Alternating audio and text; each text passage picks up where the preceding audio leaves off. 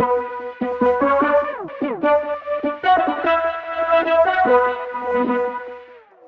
everybody. Welcome back to the His and Her Money Show. I'm Talent. And I'm Ty, and we're from hisandhermoney.com, where we're teaching you how to have better money, become a better couple, and live a better life. Yo, we're super excited about, you know why His and Her Money is at the top of the charts for like 5 years straight?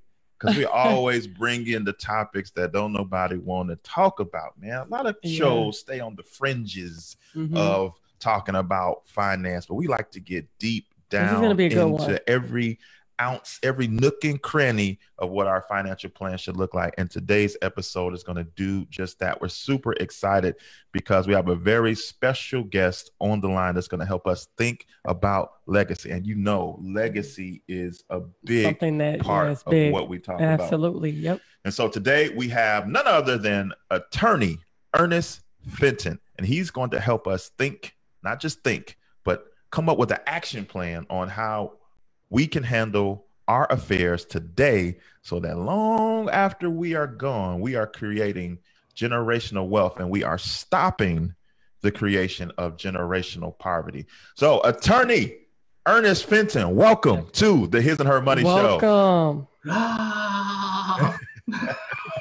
Thank you. I appreciate it. That first step, the first step to hold the generational wealth piece is what we're doing right now, which is we got up. That's right. You know what I'm saying? That's right. That's facts. Talk about it. Expand on it. Expand on it. Like, you know, it's a holiday, right? Right. It's early. And while a lot of people are still in bed, we got up and like we decided to have this conversation. And we showed up on time. Yeah. So that's like first step. All facts. All facts. Okay. So we are talking about estate planning, more or less. And I'm sure we're going to talk about a whole lot more because there's a lot that goes into that. I think that we hear that word and we have our own definitions based on, you know, what we've been told or what we assumed about estate planning. And we know that you know this super well. And I think that before we dive into where we should go, I think people should know where you have come from because you have quite a personal story. I mean, people, you're all over the radio. You have a successful law practice now, but that's not how the story began. And there was a lot between now and back then that got you here. Harvard grad, you know, all this amazing stuff has taken place, but you had to overcome a lot to get to this point. So kind of like, let's go back a little bit so people can know that you know both sides of the fence, the without and the with. Talk to us about how your origin story started. You're making me nervous, man. We didn't want to start like this. I swear to God. I mean, I started with Ruby and Red Fenton, you know, Mississippi, you know, Greenwood, you know, Glendora to 39th and Lake Park, you know, in the early 70s. And then, you know, 60s rather. Then I was born with 4, you know, brothers and sisters, 5 total later to come. And so we started 39th and Lake Park, and then we migrated, you know, from the south side of Chicago and the projects to the south suburbs. You know, we moved on up. And, you know, I didn't know we were poor, so to speak, because in many regards, many respects, you know, we weren't, you know, were in a financial sense, but in other ways we had some wealth, you know. And then military at 17, because I didn't know what to do. So like, you know, I didn't have any information per se directly fed to me in terms of how to establish myself from a financial standpoint. I mean, my father was an entrepreneur. He started off with, you know, he started off as a garage mechanic, and then I saw him buy like one saw, and then he started this business with a saw in his trunk. And then I saw him get a couple of trucks about 10, 15 years later. You follow what I'm saying? And that's all the information I got. He never sat me down and said, this is how you do it, son. He just said, get up and go to work if you want to make some money, you know? And so, you know, he sort of ran his business from his pocket, right? But I picked up stuff. That was wealth. That's value to me, like, right? And then, so I went to the military to figure it out. And, you know, so I spent 17 to 19 years of age in the military reading up, and then, you know, left the military with the mindset of, I know that there's more out there for me. I just don't know how to go get it. I just know I just got to keep moving, right? And so business management, Chicago State, And then, a few little things in between. And somehow, I made it to Harvard Law School and started a business after my first year in law school. After doing an internship, Charles Ogletree, for those who are familiar with him, like the godfather of Black Harvard Law School graduate students, rather. And so I went to I did an internship in Nairobi, Kenya in 1995. And I started selling jewelry. I sent some jewelry back to my mother. She said everyone at the job loved it. I opened a store at Evergreen Plaza Mall in 1995 after my first year of law school. So mind you, I was the original fly job because I was flying in between Cambridge and Chicago running my business. And, so I struggled. I graduated in 1997. I stayed with my business in 2001 till 2001, where the pre-Great Recession caught me. So whatever I built, I lost. I know what it feels like to not be able to make payroll, to be nervous, can't sleep at night. I did all that very early, although I always made payroll, which is one of my, greatest feats. And then I started practicing law, sparingly in 2001, 2002. We didn't get serious about it really until 2005. And then, sort of took off, and me on the radio and talking about estate planning and real estate and business and things like that. So awesome. So talk about why is estate planning so close to your heart? Because if anyone listens to you on the radio, I mean, you really passionate. You're very, very passionate about that. So talk about why the passion for that. Yeah. First off, I'd like to say estate planning equals life planning equals love planning. So first off, a lot of people, poor Black and brown people, we hear estate planning, we hear I'm about to die. Mm-hmm. So let's get rid of this notion of if we're talking about estate planning, that means you're on your deathbed. No, it's life planning. Estate planning, the greatest value or the nutritional value of estate planning occurs while you are still living. And because with estate planning, you're protecting the assets that you have currently. Right. So if you have real estate that you manage to acquire or inherit, estate planning is a tool or a mechanism to create to limit the liability of you to it and it to you. And what I mean by that is you to it, which is if something happens to you, i.e. a judgment is entered against you for whatever reason, and then I'll earmark this point. All the people who are in the hospital right now, right? Nobody's talking about the medical bills when this is over. Mm-hmm. Right? No one's talking much about the business, the fallout from the businesses when this is over. So you worked a lifetime, you inherited this property, you were sick, your mother, your wife, spouse was sick, they come out of the hospital. Now, are they going to have a $20,000, $30,000, $40,000 medical bill?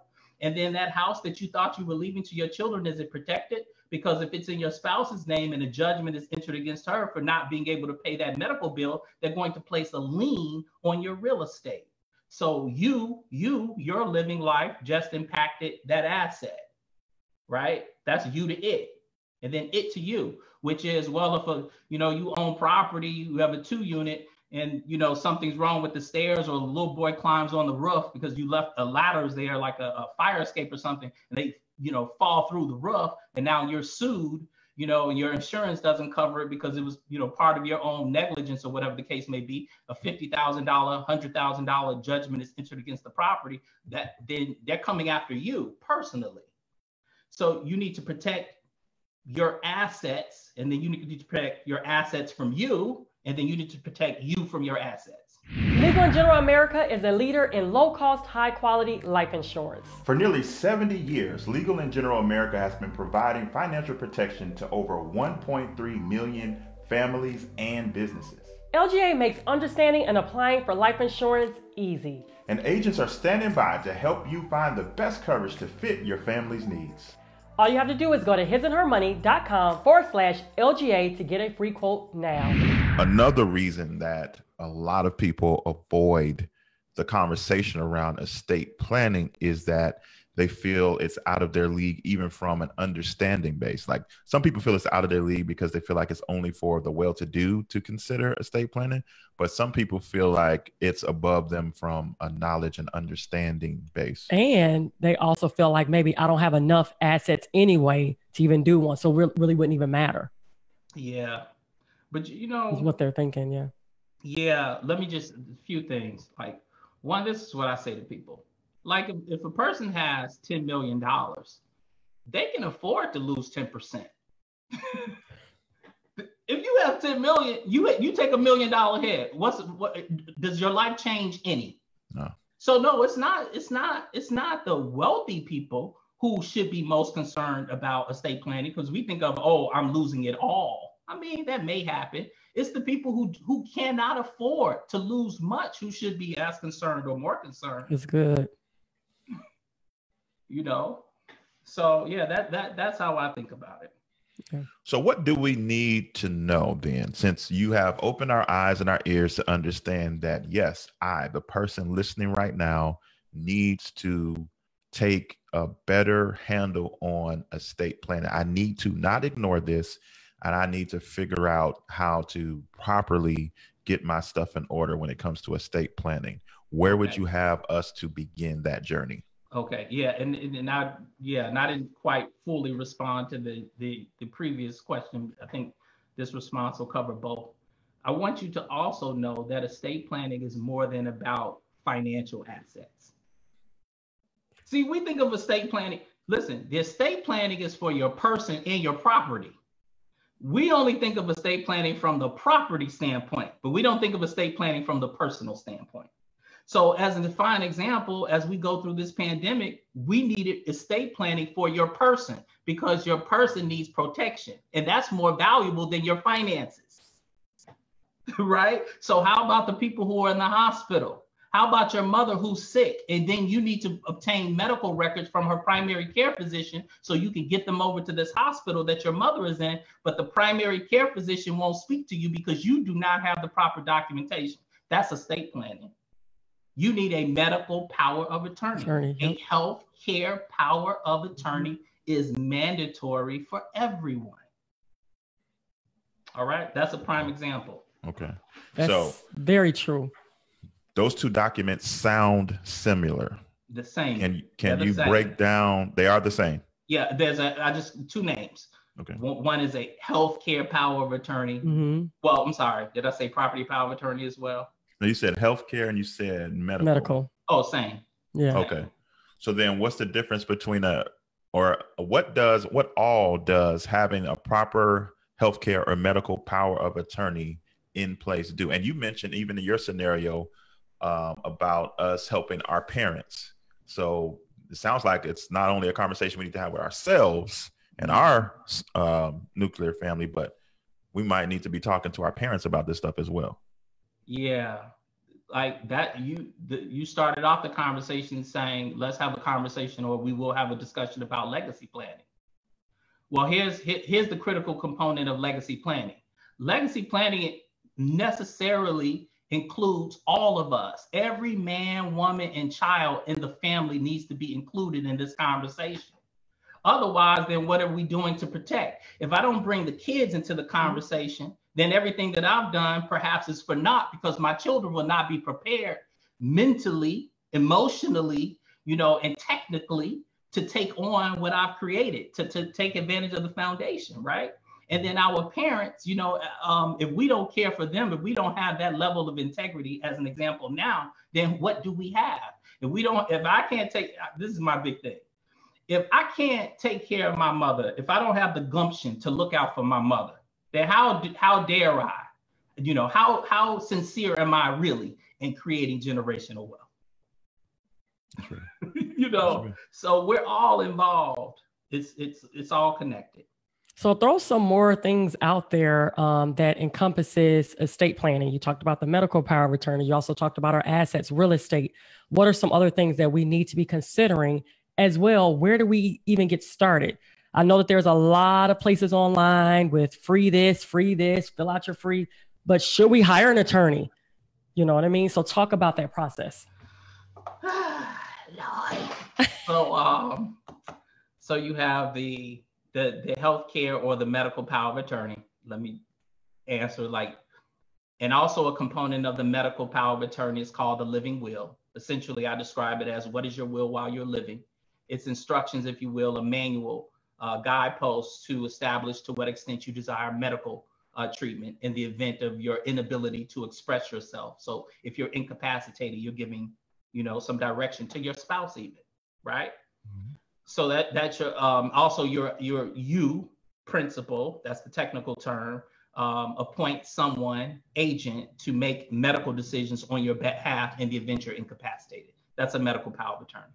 The other estate planning tool is a property power of attorney. A property, so remember, medical is for your person, and then property is for your property or assets, right? And the most important asset you have is you. So remember, people, it's not about how much money you have estate planning. It's also about your person care for you estate planning, right? So from a property power of attorney standpoint, you, principal, appoint someone, agent, to make decisions regarding your finances, whether it be your safety deposit box, insurance, pension, social security, tenants, right? So everything that you would do for yourself from a financial standpoint, if you were unable to do that, the property power of attorney allows you to appoint someone to be you, essentially, okay? And then another big one, which I call the mothership, is called a trust, a living trust. A living trust is a more advanced version, if you will. It has supplanted the will as the mothership. Back in the day, we used to use this thing called a payphone. We walk down the street. I don't know how far back you go. You all look like you're in your 30s. Yep, that's we know about the payphone. We know about it. So you may have had quarters in your pocket, but I remember nickels and dimes. I go back to nickels and dimes. I know it's hard to believe, but it's true. So I don't believe it. Yes. And so, a payphone is the equivalent of a will. What I'm saying is it's useful to use a payphone, but it's antiquated. There's new technology called a smartphone. And within the smartphone, you're able to do everything a payphone can do. Not only can you do everything a payphone does, but you can do everything a Polaroid does. You can do everything a tape recorder does. You can do everything a radio does, right? All in one device called a smartphone. That's the equivalent of a trust. That's so good. Okay. Mm-hmm. So with the trust, you can have a certain layer or level of protection of your assets. You get some of what a corporation does in a trust, okay? You get anonymity with the trust because we can transfer assets into a trust and the person does not necessarily have to know that you own those assets. Only way they know is if they got a court order to make you crack open that trust. So you receive anonymity, another benefit of the trust, the same as you would get from a corporation, all right? With the trust, you can say, hey, if I become incapacitated, this is what I want to happen to my assets. This is the management company wife I want you to retain to manage our real estate. Here's the financial advisor children that I want you to consult regarding our finances if I'm incapacitated, okay? So it also provides for management, all of what you do when you have the capacity. Upon a person's demise in a trust, let's pretend they're not married. Oh, they could be married. Oh, upon my demise, whatever's in this trust goes to my spouse, whoever survives of us. And then after the survivor of us has passed on, this is how we want our assets to be managed and distributed to our children. So you don't have to say in a will, as an example, with a will, you say, hey, when we're gone, hand everything to our children. Well, what if you have minor children? What if you pass and your youngest child is 12?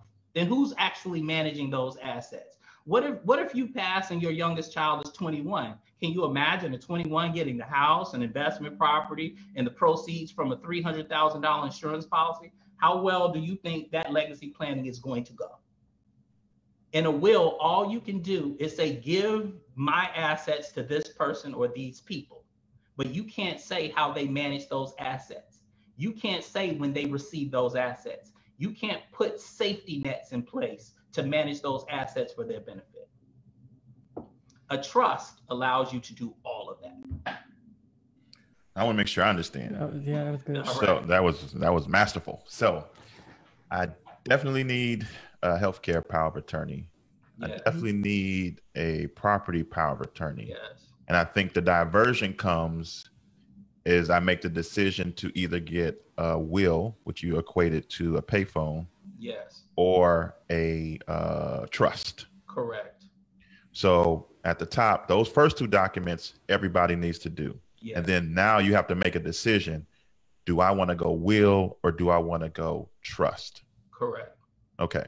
Now, within those lower two tiers, trust and will, if we're married, do we each need a will or do we each need a trust, or is everything inside one with some individuality as to how we want to handle things? Yeah, great question.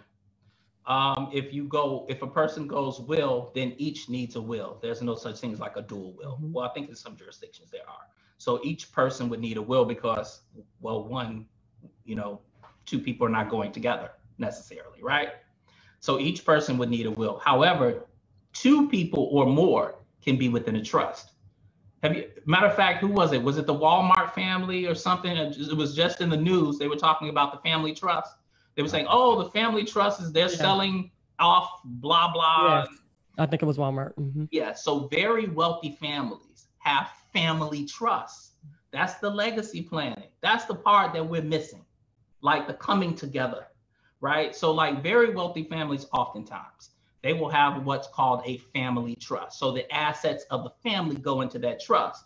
And then within that trust, they may say, well, our oldest son, John, that's his tranche. Sarah, that's hers. So each child has a 15% interest, in the trust. Now, hold on. All of the assets in the trust belong to the family, but the interests can be broken up into pieces. Mm. You follow? Mm-hmm.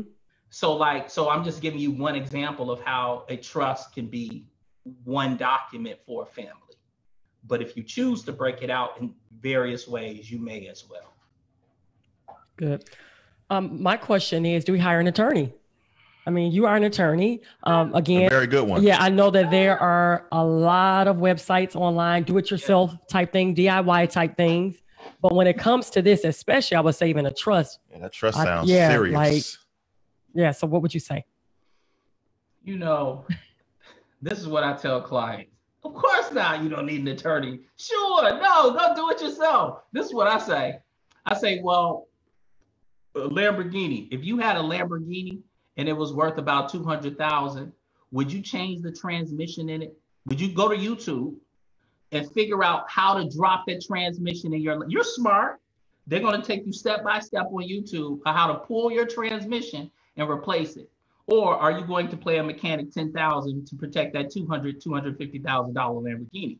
Most people, 99% of people will not attempt to drop that transmission in a Lamborghini. So then why would you fiddle around under the hood of your life that's worth much more than $250,000? But can you? Sure you can. I love that answer, actually. I actually love the way that you answered that. So tell me this. A lot of people listening, they have multiple things going on. Like for us, we're married, we have children, but we also have a company. And we also will soon be adding investment real estate to what we're doing. We have a stock market portfolio already in place. Yeah. How do all those things relate to the trust? So like, does our business go in there? Does investment properties go in there, or are they their own thing inside their own LLCs? Because you don't just deal with estate planning, you deal with business and all that as well. So that's all estate. Somebody's world, because a lot of people that are listening are like, they listen to us because they're diving into things, entrepreneurship, investing, and things like that. So how do all these endeavors that we're trying to do on the wealth building side factor into the work we need to do with an attorney like you on the asset protection side? Yeah, like I said, your trust is your mothership, right? I hate to bring this up, but I'm about to wake some folk up. If you like watching this at 2 o'clock in the morning. Look at the politics. What are they talking about? Donald Trump, release your finances. Why can't you find out what he owns? Just go find out. How hard is that? How does Donald Trump hide his assets? Why is it in the movies they're always talking about when they're getting married? Her name is Sarah. I just made that up. Read into it how you may. But Sarah, she's going through a divorce with her husband, and they're sitting across the table from their attorneys, and it's always the question, I know Skip has more assets than he's letting us know. Are you following? So the trust is the mothership because it provides one, anonymity. Your companies and corporations and everything feed into your trust, or they may feed into your trust. So no, you keep the LLC or LLCs. You know, you can keep the business interest because that's another layer or level of protection. But rather, as one example, rather than you, the two of you being the shareholders of those companies or the members of an LLC, maybe the trust is. So if something happens to you and you're the owner of shares, how do we get those shares from you to your children? So now we're still dealing potentially with probate, depending, right? So, but with everything is already sort of attached to the trust, we can eliminate the very unnecessary, costly, and emotional step of probate. So another benefit or value that I didn't mention specifically with respect to a trust is that it eliminates the necessity of probate if done correctly, if set up correctly. Good. Now, we have our power players. They're watching this live. They are thoroughly enjoying you. So if they want to go out and say, man, I don't want to do this myself, I definitely want to find an attorney. What are some things that they should be looking for? Because all attorneys are not created the same, right? Yeah. So what are some things that they need to be looking out for? Like what should be some of the verbiage that this person should be saying back to you? Or what are some red flags that maybe they should avoid? Lord, that's a whole nother conversation. Invite me back. Oh, I can't stand attorneys. They make me sick. I just got off the phone talking about attorneys and agents. One of my clients in the entertainment industry. And we were talking about her manager and the agent. And I was just like, I can't stand these people. And let me tell you why I can't stand them. You know, and I'm glad that technology is taking over, and I'm glad that more information is available. But, you know, don't go out there thinking you can box Floyd Mayweather because you saw a YouTube video of how to throw a jab. You follow? Oh. Don't do that. So you know what I look for? Look for someone who's not going to hide the ball. I don't hide the ball. If you ask me a question, if you have a consultation with me and you ask me a question, I answer the question. So if you get some ambiguous attorney who wants, oh, this is the trust, this is what that is, this is what it does, right? Start there. Someone who cares, someone who looks like you, someone who can relate to you. That's critical. Black, brown, poor communities. It is critical to find people who can relate to you, you know? And so, and then ask some questions and see how they respond to those questions. You know, yep. Yeah. When we come, no, go ahead. What do we need to come to the table with? Like, what type of information do we need to come and sit down with you or another attorney with? What type of things, what type of answers do we already need to have so we don't come there and kind of sit there looking dumbfounded when you ask us, okay, so what do you want to do about X, Y, and Z? And we're like, wait, what? What's that? Right. For me, the client said, you don't need anything. Like, just come with, you know, an open mind, open heart, and like say, just tell me the basics that you would already know. It's nothing that you have to prepare for with me. So I'm just like, all right, do you have children? You know, what assets do you have? Now, if you have 20 properties and, you know, investments across the world, then yeah, maybe list that out. But the average person, you know, okay, how many properties do you own? 2, 3, 4, where are they located? Are you married? Do you have children? And then here's my question. What is it that you desire? What are you trying to create for yourself? You know, and you may say, sir, you say, I just want to make certain, one, that what I've already acquired is protected. That's number one. Because here, let me jump in and hopefully I'll remember where I was. This is critical. It's real easy to get something. I just want everyone to get what I'm saying. This is the most important thing for me. I want to get this out to you. Everybody, black, brown, poor people, everybody's trying to scrape and scrap to get something. I'm like, slow down and stop trying to get so much. Okay? What we first need to do is to gather and protect what we already have. Because in many instances, as strange as this may sound, you already have everything you need. And if you just manage and protect and grow that thing that you already, that seed, if you just water the seed that you already have enough for your harvest. So slow down. Let's make sure that we have what we have in place and in order. That's my first step.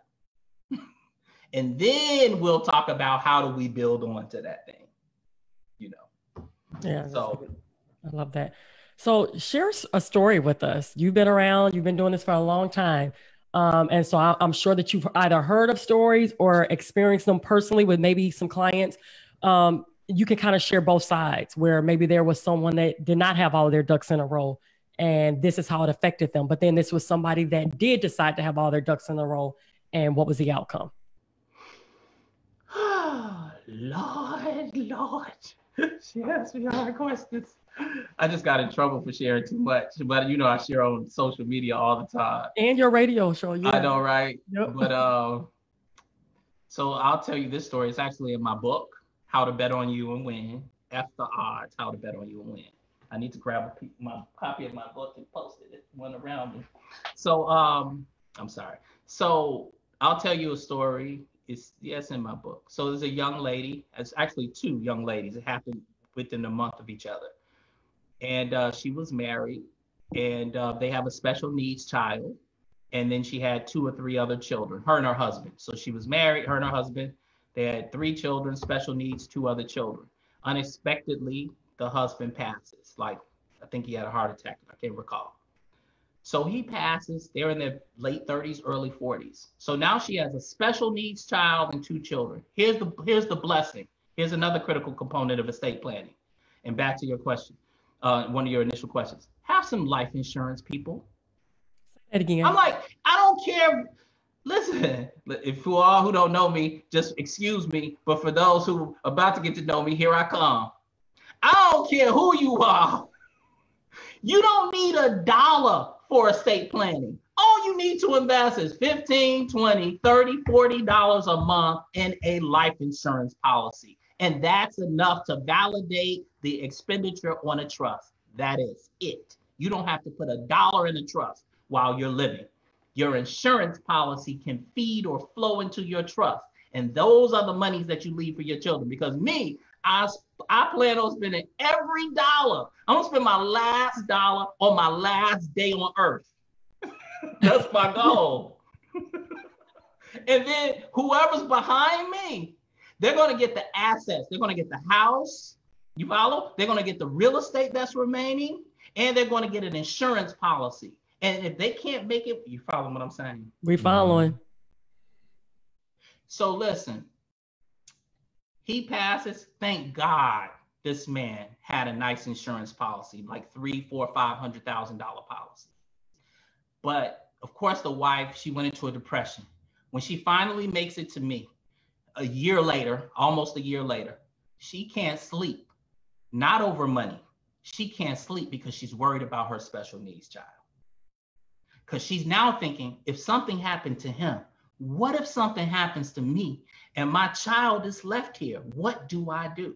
So how do we use a trust? If you're worried about your minor children, what if you're a single mother or a single father? What if you are like me, you have a mother, you know, who depends on you from a financial standpoint as well as other ways. And I'm like, okay, something happens to me. I just want to make sure my mother has enough to supplement her income. So with this child, we set up what's called a special needs trust. So we earmark, you know, a certain amount of money to flow into the child's trust in the event something were to happen to her. So it was $50,000 or $100,000. He already receives benefits from the government. Of course, you can't handle special needs child or person money because then it may impact their eligibility for government assistance. So if you have a parent who's on Social Security or who's on Medicare or Medicaid, right? You can't give them money. You just can't leave them $100,000. So we can create a trust, and the money can flow into the trust, and you can appoint someone who will distribute or dole out enough money without disturbing their benefits to them in the event that they need it. Or you can set it up where you pay certain expenses on behalf of your child. Okay? And then she had another 2 children, and then we set up the trust. I think she gave them a little money, and then we made it, and she has her house, and we placed it in the trust. Her other concern was, well, if something happens to me, I want to make sure that my children still can live in the house that they were accustomed to. So we transfer the property into the trust. We instruct the trustee who would take over in the event of her demise to pay off the house and manage the bills in the house until her oldest child reached a certain age or responsibility for him to take over. You follow? Mm-hmm. That was a solution. And she went to, she can sleep a little bit better at night. And that's a real scenario that a lot of people are facing as well, with especially our generation, because we're known as the sandwich generation, where we have responsibilities to our children, and a lot of circumstances we have responsibilities to our parents as well. That's so true. Yeah. I have one more question. My question is, I have all these things going on in my head. Come on, Ty. Come on. So we transfer everything into the trust. So the trust is a mothership, right? Yeah. So let's say we want to sell a property that's in that trust, or maybe we want to sell off investments that's in that trust. Do we have to then ask permission from the trust to do that? How does that work? Because I think sometimes some people may feel like, am I losing ownership? Right. And control. Mm-hmm. Well, the question is, the answer is depends on how you set up the trust, because there are different levels and layers of trust. But with the average person, the answer is no. Right? When you get to a certain level, you may create what's called an irrevocable trust. Okay. I'm about to wake you up again. I'm sorry, people, for using this example. I'm so sorry. It's not an indication of anything, but it's just what'll make it ring for you. Same with your president, not your president. I'm just saying right? The same with the president. Like, he has what's called a blind trust. You remember that conversation when he's being elected? They said, well, he has an interest. That's why legislation. Well, when you're in politics, congressmen, they have blind trust. That is, they can't dig into the trust and make decisions because they may have conflicts of interest. So that's one example. But the average person will have just a revocable living trust. So with the revocable living trust, you can go in and out of it like you would regularly. Okay. Or you may have an irrevocable trust. So as an example, if you have children, you have small children? Yes, 3. Okay. So let's just say if you have a minor child and you set it up, okay, we want to go to sleep at night. We want to make sure the minor child is taken care of. So we set up a trust for the minor child. Well, whatever is in that trust, if your child is still a minor, if something were to tragically, unexpectedly happen to you, they wouldn't be able to go in and do anything because they'd be locked per the terms of the trust. So it depends. So shout out to our power players in here. They're talking about this is some meat and potatoes right here. We gave it to y'all first. So for people who are like obviously blown away, you open their eyes, open their ears. I know you can't speak for all 50 states and all million attorneys out there, but can you give like a range of like how much money do I need to put something together like this with an attorney? Yeah.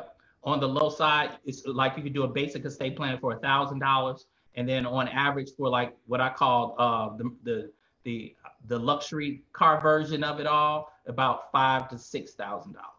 Okay, cool. And I'm lowballing. I'm saying like middle America, but like the big boys, of course, they're spending 15, 20. Yeah. But the average person, yeah. All right. So for somebody that's on the fence, they're like, man, this sounds great. But now in their mind, they have created this list of priorities. I need to get out of debt. I need to fix my credit. I need to get my investments up. I need to buy a house. I need to buy a house. And then maybe I'll consider estate planning. Maybe help us properly prioritize on our financial to-do list where estate planning should be.